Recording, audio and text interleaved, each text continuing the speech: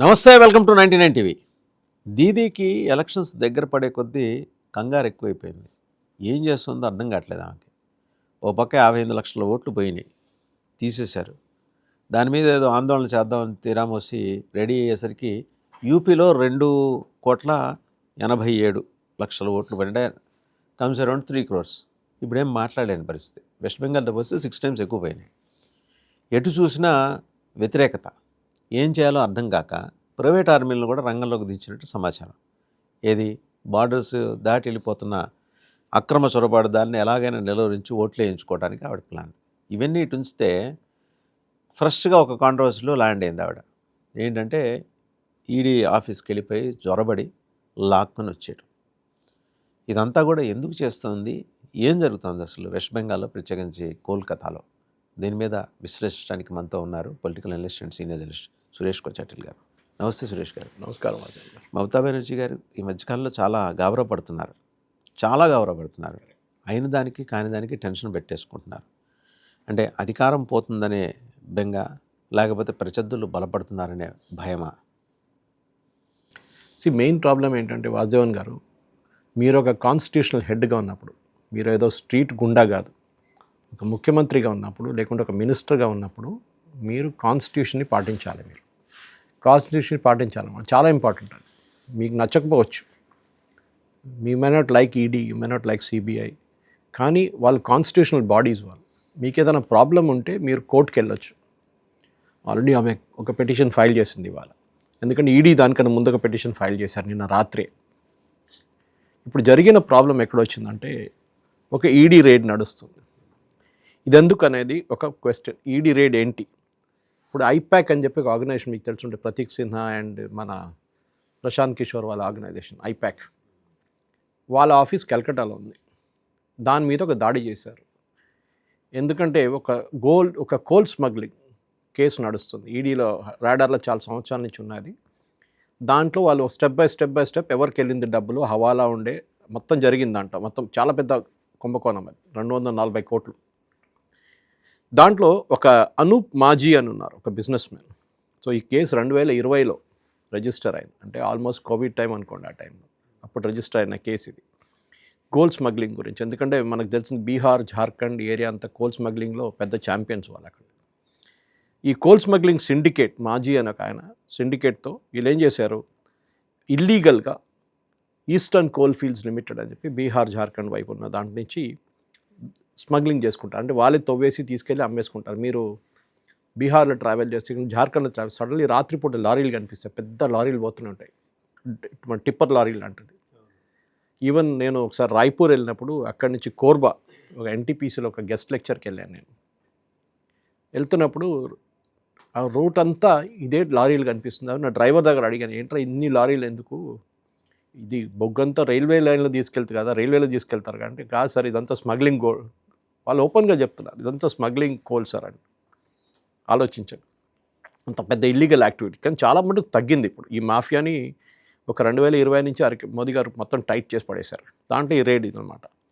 వీళ్ళేం చేశారంటే, వెస్ట్ బెంగాల్లో ఇది తీసుకొచ్చి ఈసీఎల్ లీజోల్డ్, వెస్ట్ బెంగాల్లో కూడా ఉంది ఇది, అక్కడి నుంచి స్మగ్లింగ్ చేసి ఫ్యాక్టరీలకు అమ్ముకుంటున్నారు బొగ్గు. అంటే బయట నుంచి తీసుకుంటే, మీకు ఎగ్జాంపుల్ చెప్తున్నాను, నాట్ ద యాక్చువల్ రేట్ 100 రూపాయలు ఉంటే వీళ్ళేమెళ్ళి మేము 60కి ఇచ్చేస్తూ ఉంటారు. ఫ్యాక్టరీ వాళ్ళు కొనుక్కుంటారు, చిన్న చిన్న ఫ్యాక్టరీలు ఉంటారు, వాళ్ళు బొగ్గు కొనుక్కుంటారు వీళ్ళ దగ్గర నుంచి.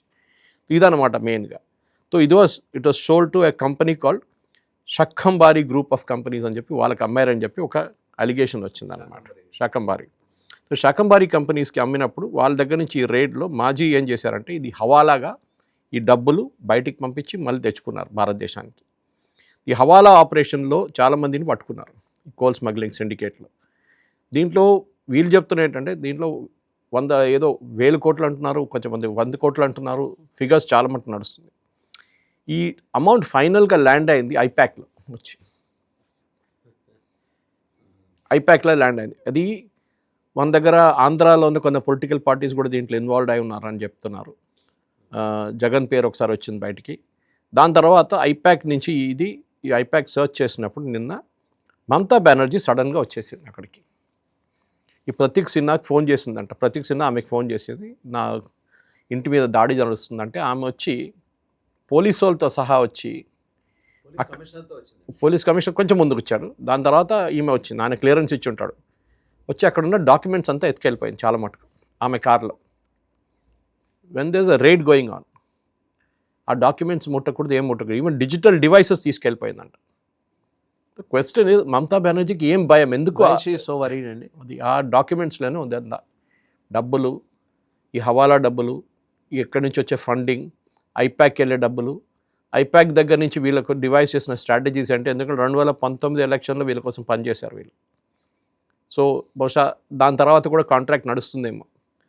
సో మమతా బెనర్జీకి ఆ భయం. ఈమెమంటుందంటే, నా పార్టీ డీటెయిల్స్ అంతా దాంట్లో ఉంది. ఈ పార్టీ డీటెయిల్స్ ఉంటే ఏముంది, అంత సీక్రెట్ ఏముంది, పార్టీ డీటెయిల్స్ ఉంటుంది అంతే. ఎలక్షన్ కమిషన్ దగ్గర ఉంది, మీ దగ్గర ఉంది, ఎలక్షన్ కమిషన్ దగ్గర అదే డేటా ఉంటుంది. కాదు, డిస్క్ ఎందుకు తీసుకెళ్లారు మీరు, why did you carry our the disc?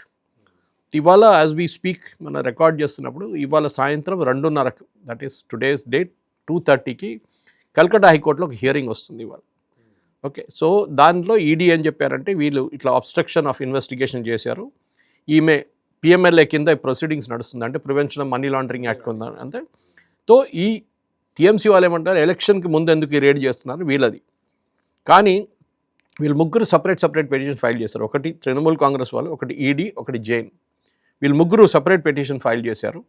Abstraction of justice and that to their documents తీసుకెళ్ళిపోయింది. ఆ డాక్యుమెంట్స్ అంతా మాకు ఇవ్వాలంటున్నారు. ఆమె అయితే ఇవ్వదు, తగలబెట్టేస్తుంది కావాలంటే, నాకు తెలియదు, రాత్రి మంట పట్టుకుంది ఆ ఇంట్లో అని చెప్తుంది కావాలంటే, అది కూడా చెప్పొచ్చు ఆమె. So sitting chief minister, constitutional authority, ఇంకొక కాన్స్టిట్యూషనల్ అథారిటీ వచ్చి రేడ్ చేసినప్పుడు మీరు ఫైల్స్ ఎట్లా ఎత్తుకెళ్తారు? ఇది ఫస్ట్ టైం జరుగుతుంది కంట్రీలో, ఇప్పుడు దాకా జరగలేదు ఎక్కడ. ఒక చీఫ్ మినిస్టర్ వెళ్ళటం అనేది ఎప్పుడు వెళ్ళరు, వాళ్ళు పంపిస్తే కూడా చంచాలు పంపిస్తారు, ప్రొటెస్ట్ చేస్తారు. మనం చూసాం మొయినాబాద్ రేడ్ జరిగినప్పుడు, అది డబ్బులు ఉందని ముందు అంతా 10 కోట్లు అన్నారు, తర్వాత 5 కోట్లు అన్నారు, తర్వాత 50 లక్షలు అన్నారు, తర్వాత ఏం లేదన్నారు. అక్కడ అప్పుడు చూసాం మనం, అందరు దిగారు వచ్చి దాంట్లో, అక్కడ పొలిటీషియన్స్ దిగారు, పోలీసు వాళ్ళు దిగారు, everything happened in that scenario అక్కడ. కానీ ఇక్కడ ఉంటే ఈడీ ఏమంటున్నారంటే, ఈ పొలిటికల్ ఎగ్జిక్యూటివ్ స్టేట్ మెషినరీని యూజ్ చేసి, ఎస్పెషలీ పోలీసు వాళ్ళు ఎట్లా వాడుకుంటారు, బికాస్ ఈడీ వస్తున్నప్పుడు సిఆర్పిఎఫ్ని తోడు తీసుకొస్తారు వాళ్ళు, లేకుంటే సిఐఎస్ఎఫ్ వాళ్ళు తెచ్చుకుంటారు. ఎందుకంటే స్టేట్ పోలీస్కి ఎప్పుడు చెప్పినా వాళ్ళు లీక్ చేసేస్తారు ఇన్ఫర్మేషన్ ఇప్పుడు. సో ఇట్లాంటిది వీళ్ళు ఏం చేస్తారంటే, సపోజ్ వీళ్ళు ఏమంటున్నారు, దట్ అలెజ్డ్ వీళ్ళు ఆఫీసర్స్ని అడ్డుకున్నారంట, ఆఫీసర్స్ని కూడా అడ్డుకున్నారంట వీళ్ళు. సో ఇట్లాంటి పరిస్థితుల్లో ఈ ప్రెమైసెస్ నుంచి బయటికి రావడానికి కూడా వాళ్ళ ఇంటి నుంచి బయటికి రావడానికి పోలీసు వాళ్ళు పెట్టుకున్నారంట బయట. లాస్ట్ ఫోర్స్ యూజ్ చేసి వీళ్ళకి బయటికి రావాల్సి వచ్చిందంట. So the entire thing is destruction of evidence, which is a major charge against Mamata Banerjee. Me party document ఉంటే మీరు పని చేయొచ్చు, ఆ డాక్యుమెంట్ మీద మీరు అక్కడే వాళ్ళ జైన్ క్వశ్చన్ చేస్తున్నప్పుడు, ఈ మనిషిని క్వశ్చన్ చేసినప్పుడు, ప్రతీక్ జైన్ క్వశ్చన్ చేసినప్పుడు, he can give a answer to it. ఈ డాక్యుమెంట్ ఏంటంటే చెప్తారు, ఈ డాక్యుమెంట్ ఇదే అని చెప్తారు, కాదు ఈ డాక్యుమెంట్ ఇదని చెప్తారు, ఏదని చెప్పొచ్చు. అది కాకుండా ఇట్లాంటి పని చేయడంలో మమతా బెనర్జీకి ఇంత భయం ఎందుకు అనేది మేజర్ క్వశ్చన్ ఇప్పుడు మా వాసుదేవన్ గారు. ఎందుకంటే ఇంత సడన్గా ఒక గ్రీన్ ఫైల్ కూడా ఆమె చేతిలో ఉంది, చూస్తుంటారు మీరు, సడన్గా వచ్చి ఫైల్ తీసుకెళ్ళడం అంటే దాంట్లో ఏదో ఉంది, దాంట్లో ఏదో సీక్రెట్స్ ఉన్నాయి, ఈమె దాచిపెట్టింది ఇక్కడ ఐపాక్ ఆఫీస్లో కలకట్టాలో. అండ్ న్యాచురల్లీ రైడ్ జరిగినప్పుడు ఆమె ఎప్పుడు ఊహించలేదేమో రైడ్ జరుగుతుందని, జరిగినప్పుడు ఆమెకు భయం. Why she lost her balance, నేను అనేది why did she lose her? ఇప్పుడు కాదు, ఫస్ట్ టైం కాదు కదా వాసుదేవన్ గారు, ఆమె ముఖ్యమంత్రి సార్. ఓకే, మీరు బయట బహిరంగ సభల్లో లేకపోతే ఆరోపణలు చేసుకోవట్లో you are at liberty, but ఒక ముఖ్యమంత్రి అలా వెళ్ళిపోయి ఒక రైడ్ జరుగుతున్న చోట ఇవి నేను దాచుకున్న పుస్తకాలు, నేను దాచుకున్న ఫైల్స్, ఇవి నాకు సంబంధించిన ఎట్లా తీసుకెళ్ళిపోతుంది? ఒక సైకలాజికల్ ప్రాబ్లం ఆమెకి. ఎందుకంటే she is not stable, she is undergoing a turmoil. అంతే ఇప్పుడు కూడా కదా, దీనికన్నా ముందు కూడా ఒకసారి లోక్సభ స్పీకర్ మీద ముఖం మీద కాగితాలు పడేసింది, గుర్తుంటుంది. ఆ కాగితాలు ఏంటి, వెస్ట్ బెంగాల్లో ఉన్న ఇల్లీగల్ ముస్లిమ్స్ ఉన్నారని చెప్పి మమతా బెనర్జీ ఆవిడే మాట్లాడింది దాని గురించి. ఇప్పుడు చూడండి, ఇప్పుడు రిటర్న్ అక్కడ ఉన్న వాళ్ళని నేను కాపాడుకుంటా అంటుంది. అది మీరు అప్పుడు లోక్సభలో చేసిన డ్రామా ఎందుకు మళ్ళీ ఆ రోజు? ఇప్పుడు అది వైరల్, ఆ వీడియో వైరల్గా తిరుగుతుంది కొన్ని రోజుల నుంచి, ఏం చేసింది అప్పుడు అని చెప్పేసి. సో ఒక ముఖ్యమంత్రిగా ఉన్నప్పుడు మీరు మెచ్యూర్గా బిహేవ్ చేయాల్సి వస్తుంది. ఎందుకంటే యూఆర్ నాట్, నేను మళ్ళీ అది రిపీట్ చేసిన, యూఆర్ నాట్ రోడ్డు మీద తిరుగుతున్న ఏదో గుండా కాదు మీరు. వాడు చేస్తే అయినా మేము చెప్పొచ్చు, అరే వాడు యూజ్లెస్ ఫెలో, వాడు గుండా, వాడు నంబర్ 1 అది రౌడీ షీటర్ అని చెప్పొచ్చు. యూఆర్ అ ముఖ్యమంత్రి. మీరు ఇంకొకరితో చేపిస్తే ఇంకో మాట, కానీ ఇంకెవరైనా వస్తే వాళ్ళు రూపాయలు కూడా రానియరు ఈడీ వాళ్ళు. ఈ ముఖ్యమంత్రి అని చెప్పి ఆ రెస్పెక్ట్ ఇస్తారు వాళ్ళు. కానీ వచ్చి మీరు తీసుకెళ్తున్న కాగితం మీద సంతకం పెట్టి తీసుకెళ్ళండి, I'm taking all these documents. ఎందుకంటే ఇంత పెద్ద పెద్ద ఫైల్ పట్టుకెళ్ళారు అంటే న్యాచురలీ దాంట్లో ఏదో సీక్రెట్స్ ఉన్నాయి మొత్తం. ఈ హవాలా డబ్బులు వీళ్ళు కూడా ఇన్వాల్వ్ అండి. Yes, definitely it looks like now. ఎందుకంటే ఈడీ ఆ ఫైల్స్ ఇంకా వెరిఫై చేయలేదు. డిజిటల్ డివైస్ పట్టుకెళ్ళిపోయింది, కంప్యూటర్లో ఉన్న డిజిటల్ డివైస్ కూడా తీసుకెళ్ళిపోయింది. వాళ్ళు అది డివైస్ డిస్కనెక్ట్ చేసి పక్కన పెట్టారంట చెక్ చేయడానికి హార్డ్ డిస్క్లు, అది కూడా ఎత్తుకపోయిందంట. ఓకే. సో వాళ్ళకి గిరితే డెస్క్టాప్ మీద ఏమైనా ఉంటే సో అది they can always get it back. Even delete చేసిన రికార్డులు కూడా రిట్రైవ్ చేయొచ్చు, అదేమో ప్రాబ్లం లేదు. కానీ దీంట్లో అన్నిటికంటే పెద్ద మమతా బెనర్జీ పక్కన పెడదాం, పోలీస్ కమిషనర్ రోల్ ఏంటి? ఆయన ఎట్లా వచ్చేసాడండి? Because you are an Indian police సర్వీస్లో ఉన్న ఆఫీసర్ ప్రెసిడెంట్ ఆఫ్ ఇండియాకి రిపోర్ట్ చేస్తారు. Union home ministry and president of India, notional head ఆమె. You are not reporting to chief minister. మిమ్మల్ని రేపు ట్రాన్స్ఫర్ చేయొచ్చు సెంట్రల్ గవర్నమెంట్ సర్వీస్కి. అప్పుడు మీరు సిఆర్పిఎఫ్లోనో ఎక్కడో మిమ్మల్ని తీసుకెళ్ళి వేసేస్తారు, ఎన్ఎస్జీలోనో ఏదో సిఐఎస్ఎఫ్లో, ఏదో బీఆర్ఓలో కూడా ఎక్కడైనా వేయచ్చు. సో అట్లాంటి పరిస్థితుల్లో you are a central government officer, మీ మీద చర్యలు ఉండాల్సిందే. మీరు పొలిటికల్ పార్టీ చెప్పారని చెప్పి మోయినాబాద్ కేసు లాంటి రైడ్ చేస్తే రేపు మీ కాన్ఫిడెన్షియల్ రికార్డులో అది ఎంటర్ అయిపోతుంది. దట్ ఇట్లాంటి పనులు చేశారు మీరు అని చెప్పి మీరు ప్రమోషన్ రేపు ఆగిపోతుంది. అఫ్కోర్స్ దాని తర్వాత మీరు ఎమ్మెల్యేగా పోటీ చేస్తారు, అది డిఫరెంట్ థింగ్. మేబీ దానికోసం ట్రై చేస్తున్నారేమో పాప ఆయన. So you are not suppose to do it.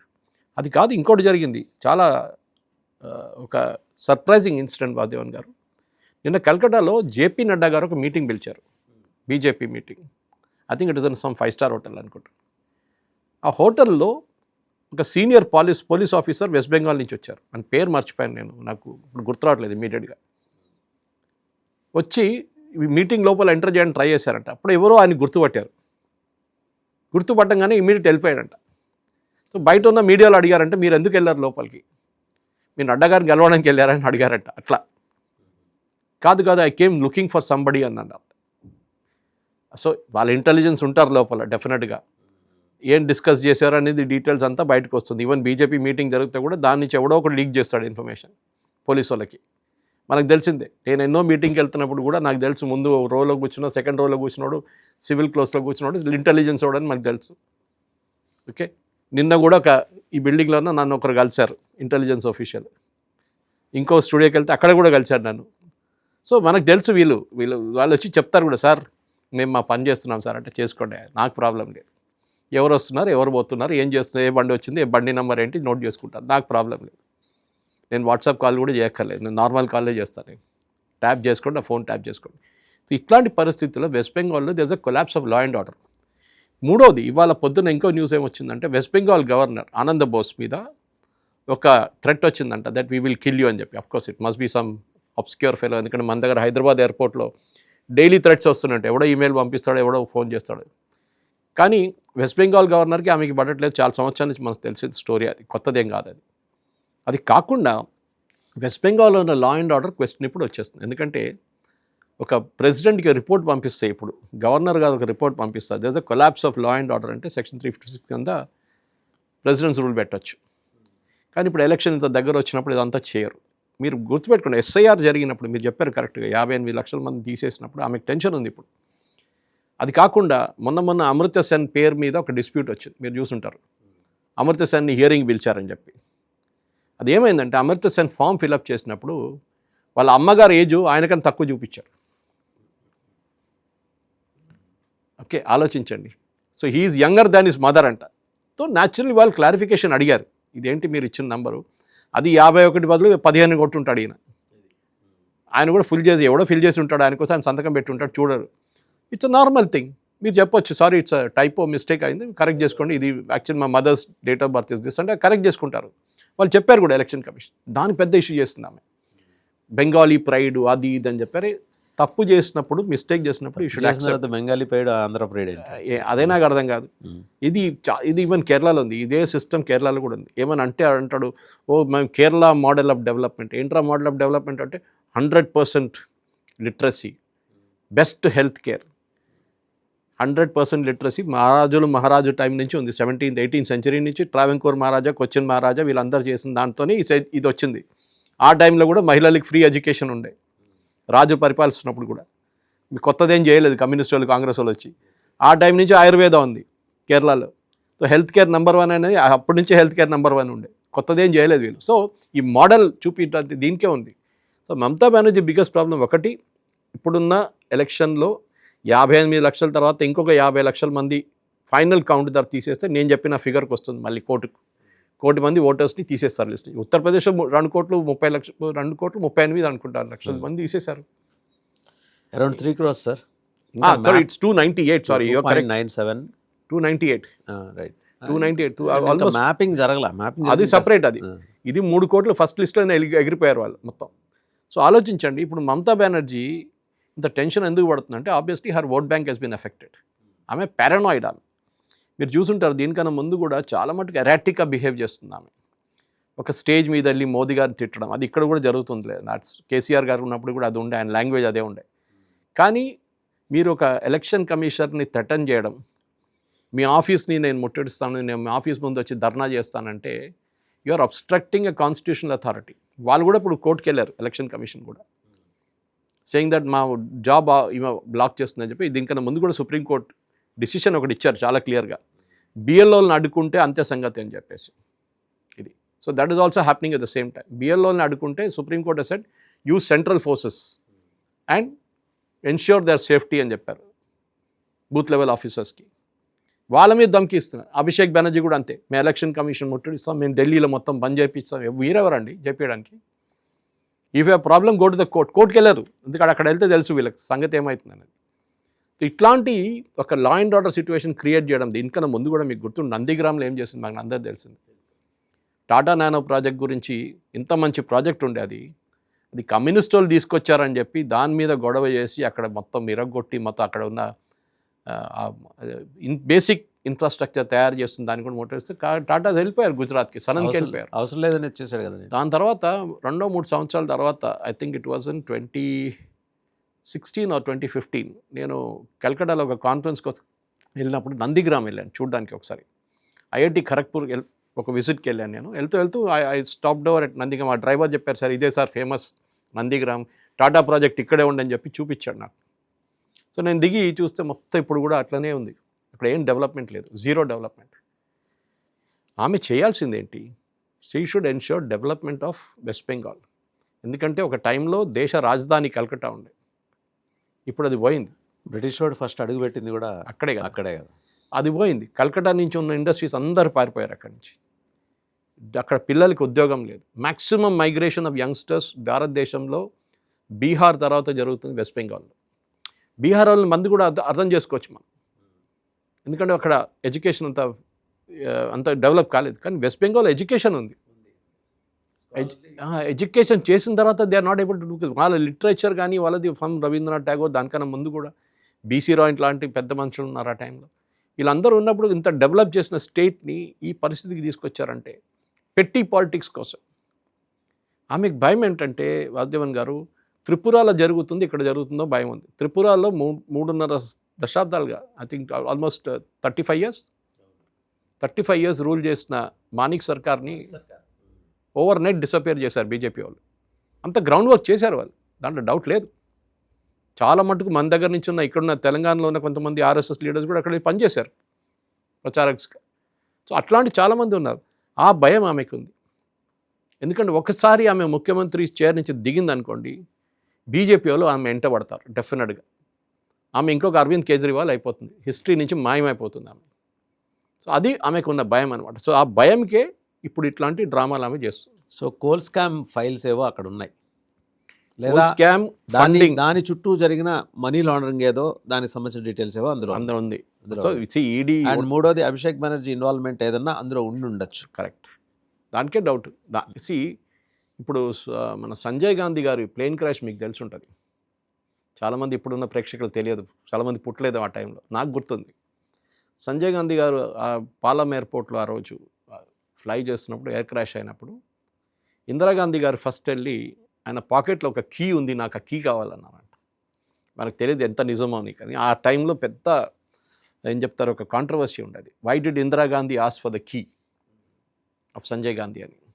అందరూ అన్నారు ఏదో లాకర్ ఉంది ఇంట్లో, ఆ లాకర్ తాళం ఎప్పుడు సంజయ్ గాంధీ దగ్గర ఉంటుందని.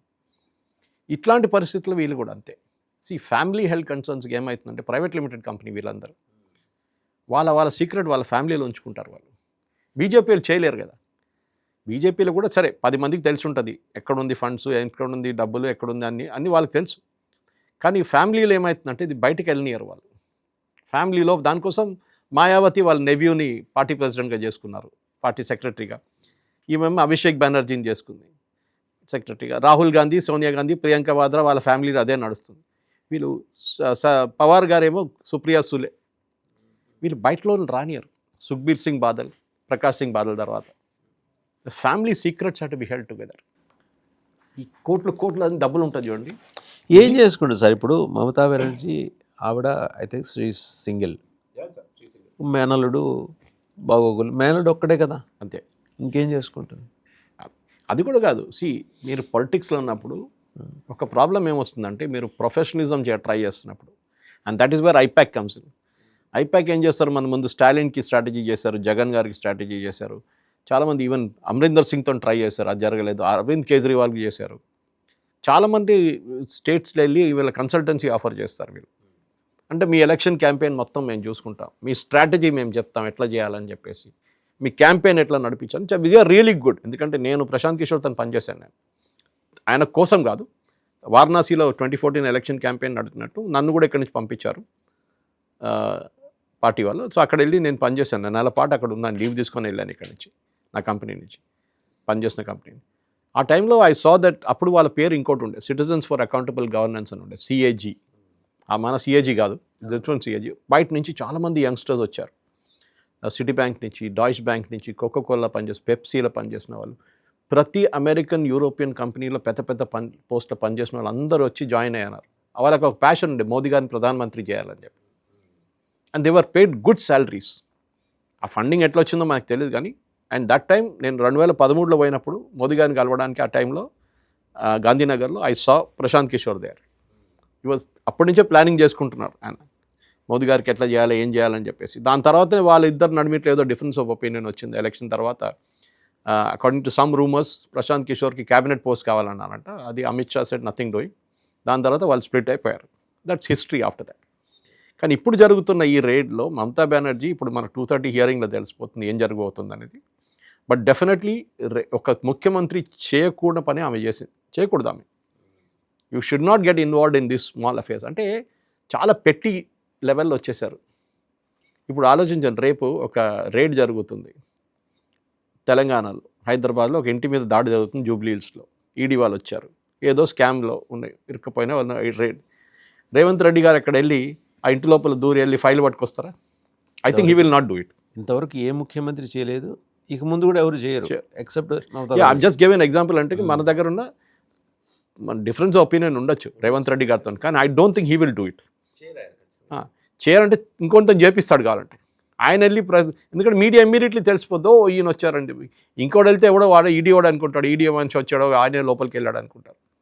ఇది ఓపెన్గా మీ బండిలో ఉన్న ఫైల్స్ పట్టి ఆ డివైసెస్ తీసుకొచ్చి పెట్టి, ఒక ఫైల్ పెట్టి, ఒక మైక్ పెట్టి అడ్రస్ చేస్తున్నారు. అంటే మొత్తం రెడీగా వచ్చింది ఆమె, ఒక మైక్ పెట్టి మొత్తం పబ్లిక్ని అడ్రస్ చేస్తున్నారు.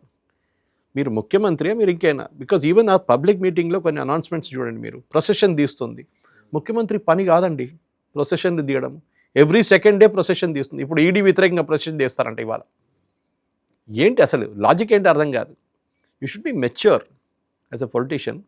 ఇట్లాంటి పనులు చేయకూడదు. అన్ఆన్సర్డ్ క్వశ్చన్స్ చాలా ఉన్నాయి ఇప్పుడు, చాలా ఉన్నాయి. ఇంకా ఈ కొన్ని రోజుల్లో ఇది కూడా బయటకు వస్తుంది వాసుదేవన్ గారు. ఎందుకంటే సరే, ఇది రేడ్ వాజ్ ఆన్ మజీ అండ్ ఐపాక్, ప్రతీక్ జైన్.